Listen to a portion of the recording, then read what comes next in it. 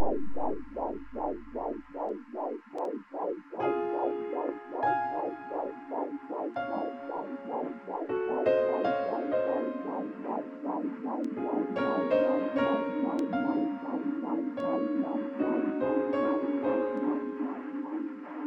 think music, for me, it's just a fundamental part of human being.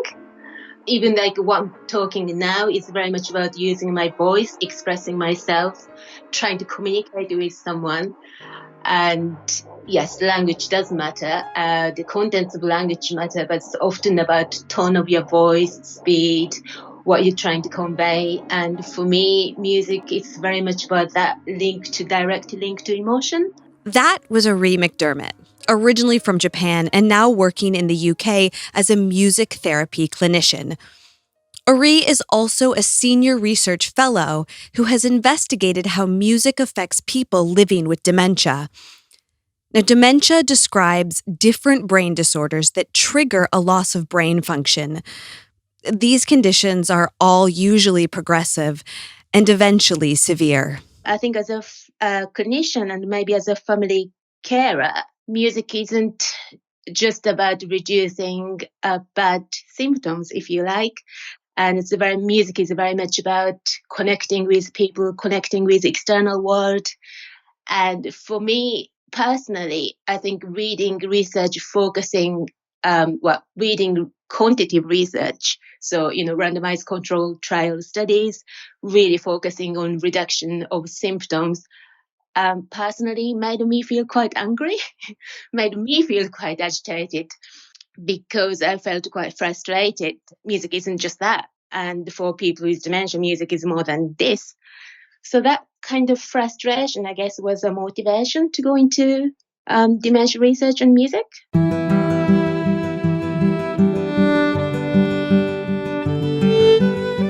I think researchers change the world by helping us to ask questions about things we take for granted.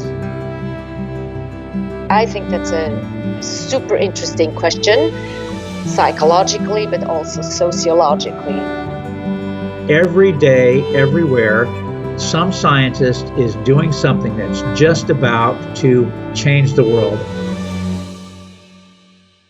Welcome to How Researchers Change the World, a podcast series supported by Taylor and Francis, which will demonstrate the real-world relevance, value, and impact of academic research and highlight the people and stories behind the research.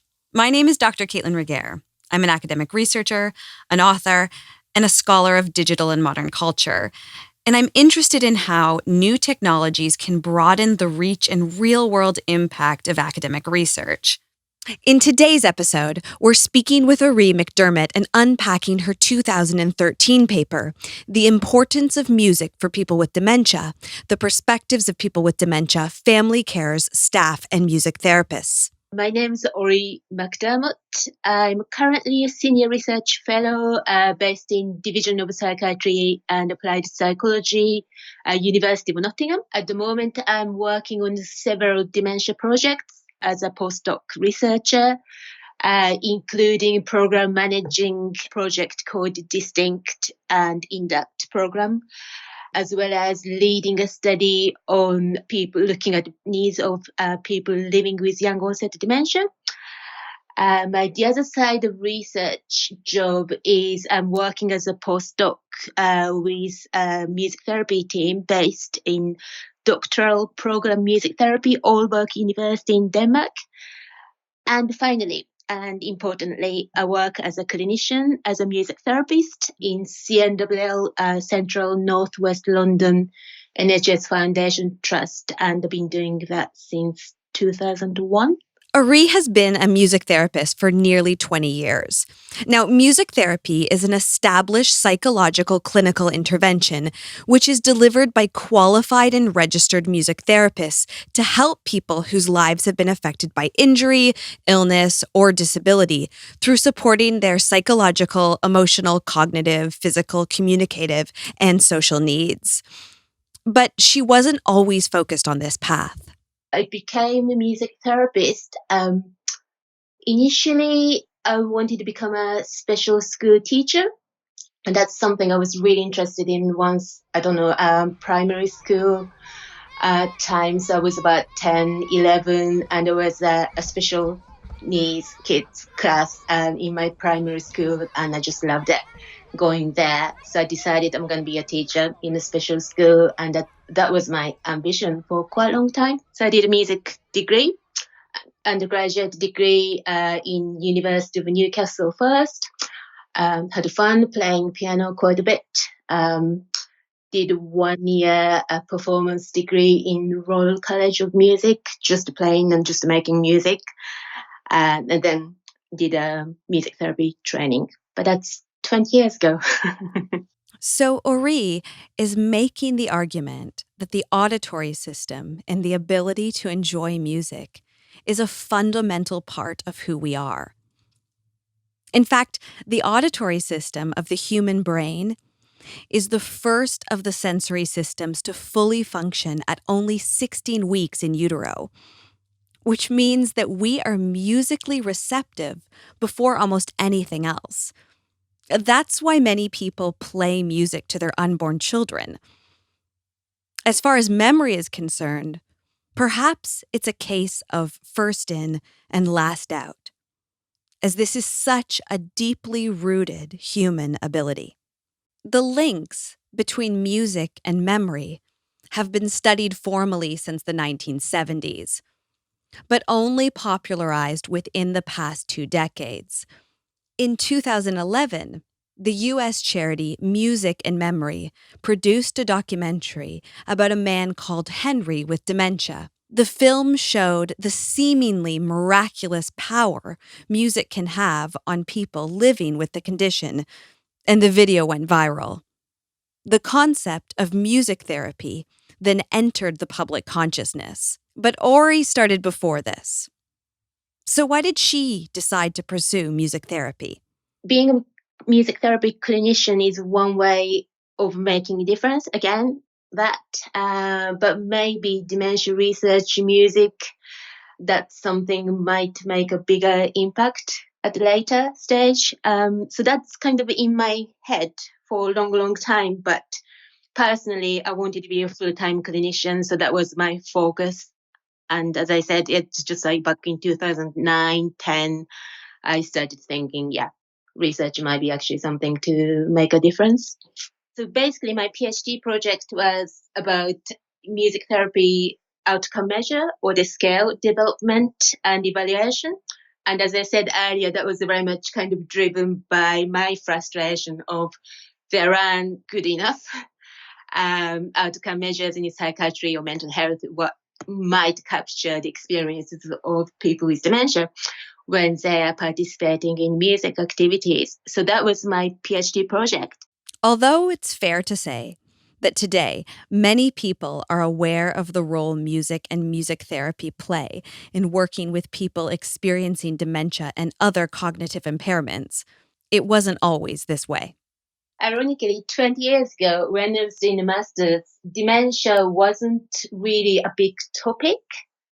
And I don't know, last 5 years, 10 years, obviously dementia has become quite a big topic in our life. Currently, nearly 10 million people will develop dementia around the world every year. That's 1 every 3 seconds. This figure is set to triple by 2050, rising rapidly as we live longer. Plus, it's not just elderly people who can develop the disease. Currently, in the UK alone, 1 in 4 beds on the National Health Service are occupied by someone who has dementia. The expected costs are set to more than double in the next 25 years, from $26 billion to $55 billion in 2040. According to the World Health Organization, dementia is a public health priority. So, how can music and music therapy play a role in enhancing the quality of life of people living with dementia? So our paper, The Importance of Music for People with Dementia, we published in Aging and Mental Health, I think back in 2014.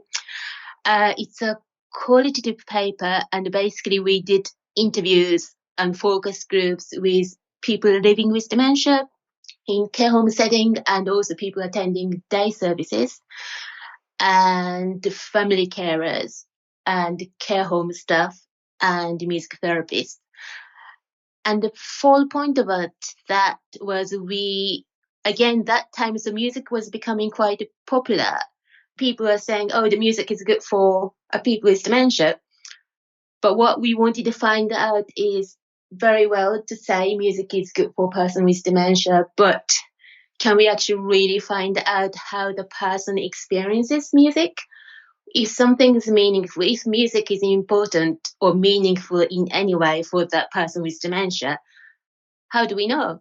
In the first part of the research, Orii and her team focused on what they could see in the participants, what they could hear, and what they could learn from these interactions. The second phase of her research attempted to develop a method by which this knowledge might be aggregated and then applied. The second bit of that paper was trying to develop a model, a music and psychosocial model that was like a summary model of what people said in focus groups and interviews. And that there was a way of us understanding and trying to put in the research context of perhaps this is how music might work for the person with dementia. It's important for us to contextualize this. As a practicing clinician, Orii needed to understand how qualitatively effective music therapy could be in connecting with people living with dementia. Her outcome was a scale, which she could apply to her assessments. So this qualitative paper was very much about the base of music in dementia scale, Midas scale development. Without this qualitative paper, we couldn't have done a scale development. In a moment, we'll unpack and explain music in dementia assessment scales, or MIDAS, and how it's being used in music therapy around the world. Join us after the break.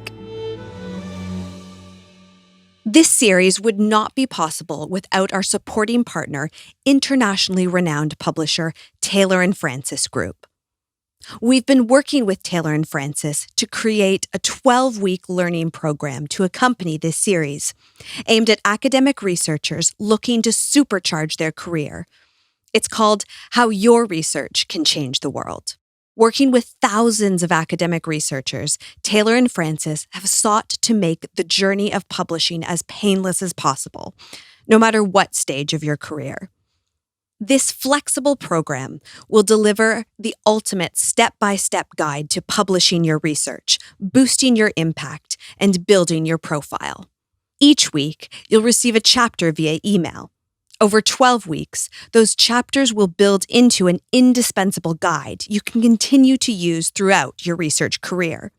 It's completely free, and at the end of 12 weeks, you'll receive a certificate and LinkedIn accreditation, and have the opportunity to attend a boot camp organized by Taylor & Francis. Interested? Head on over to howresearchers.com.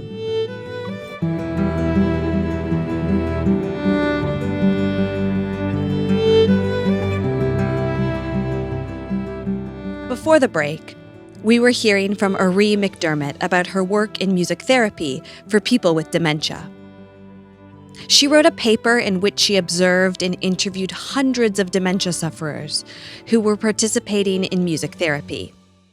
So this qualitative paper was very much about the base of music in dementia scale, Midas scale development. Without this qualitative paper, we couldn't have done a scale development. Music in Dementia Assessment Scales, or MIDAS, was developed in order to measure observable musical engagement of persons with moderate or advanced dementia who may have limited verbal skills to directly communicate with their musical experiences. So the intention was that, I guess, personal driving force for that paper, apart from that us wanting to make sure we're using a clinical data for the scale development, apart from that, my personal driving force for that paper was that most of my participants, especially people with dementia, care home staff, and family members, they were from my NHS trust. So I knew actually study participants quite well. And for me, I felt like I just had this opportunity to have a voice to tell the world, not necessarily to tell the world, but just I had this opportunity to say this is what happens in the clinical reality. And again, making that implicit clinical day-to-day happenings and what's meaningful in terms of music for our care home residents. Orii had a very personal connection with the subjects of her clinical trials, including family members of her own. I had this opportunity to say it in a more explicit manner through a research and through this paper.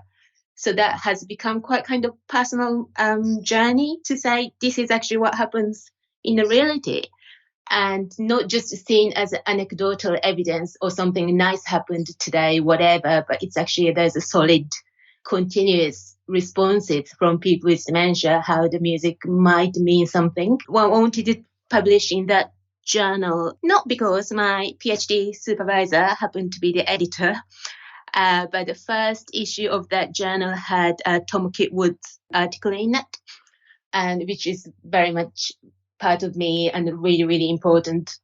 It's impossible to talk about dementia care without mentioning Thomas Kitwood. Thomas Kitwood, born in Lincolnshire in 1937, was a pioneer in the field of dementia care. Kitwood wanted to understand, as much as possible, what care is like for a person living with dementia. His major innovation was dementia care mapping, a method for observational evaluation of the quality of care that is provided in formal settings, such as care homes. Now, Orii didn't wish to continue the work of Thomas Kitwood or continue in the same narrative, but simply to remain true to a person-centered approach to dementia that came out of Kitwood's initial work. Her Midas scale was born out of this person-centered approach. So, Midas, Music in Dementia Assessment Scales, was my PhD project. So we developed that scale items directly from focus groups and interviews we conducted with people with dementia, care home staff, families, and music therapists. And we wanted to have items, scale items, which are scientifically rigorous but clinically related, realistically evaluatable. So we came up with 5 key scales, which were interest, response, initiation, involvement, and enjoyment. We asked Orii what the impact of her paper has been and how the Midas scale is being adopted and used in dementia care. As far as we know, Midas is used now by clinicians and researchers over 12, 13 countries. Came as a bit of a surprise to me. As I keep repeating myself, this was very much about kind of personal frustration-driven project. But it just seems to be something other clinicians can relate to. So, yeah, that's cool. So why was Orii's paper and subsequent measuring tool so popular? Or cool, as she would say. I think that qualitative data we had, again, going back to our paper, the reason I think potentially the part of, I think, popularity is something, it's quite ordinal. Lots of clinicians and lots of non-academics said, oh yeah, we've got people like that in our care home. So it seems to be fairly kind of common representation of how people respond to music. So people seem to be able to relate. Given the startling statistics concerning the increased prevalence of dementia globally, the work of researchers and clinicians like Orii will be of increasing importance in the years to come. People who dedicate their life and work to the compassionate and creative care of people experiencing dementia aren't only changing the world, but they're changing it for the better. From conception to the end of our lives, music plays a fundamental part of how we connect to one another and to ourselves. As Stevie Wonder said, music at its essence is what gives us memories. And the longer a song has existed in our lives, the more memories we have of it.